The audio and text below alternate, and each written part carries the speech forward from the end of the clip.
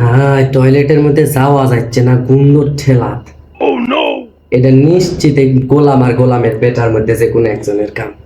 পায়খানাত গেছে, যায় পায়খানা করে পানি দেয়নি। আমার এই বাড়িটা থাকাটাই জুলুম হয়ে গেছে এই দুইটার জ্বালাত। এই দুই গোলাম আর এই গোলামের বেটার জ্বালাত। এ জানোয়ার, এই পায়খানাত কেটা গেছিল? শেষ টাইম পায়খানাত কে গেছে? কে মা, কি হচ্ছে? আমি তো গেছিলাম। জানোয়ার কোনটিকে, মানে হাত দুইটা তো সারাদিন ওই মোবাইল টিপা ছাড়া আর কোনো কামেত লাগালো না। নিজে হাইগে একটু নিজের হাতে হাগার যে পানি ঢালবো সেটাও নিজের হাত দিয়ে পারিস না।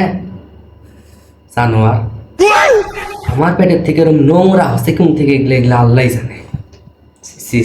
যাওয়া যাচ্ছে না টয়লেটটার মধ্যে। এখন যাওয়ার হসে একবার ঢাইলে দিলেই তো হয়, এখন এত কথা কয় কি আছে? একবার থেকে হবি রে। এই কি করলো তুই? কি করলো?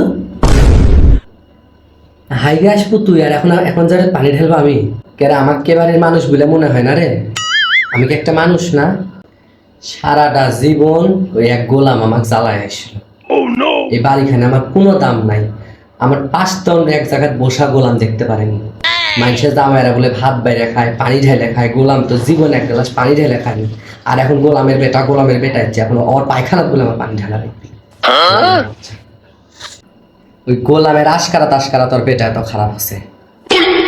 জানোয়ার তৈরি আছে একটা, জানোয়ার, একবারে 1 নম্বর লেভেলের জানোয়ার। আজকে ওই আসবি এই জানোয়ারের এই কথা আজকে আমার কিসের লেখ হলো, এটার বিচার যদি আজকে না করে, আজকে রান্দাবাড়ি বন্ধ।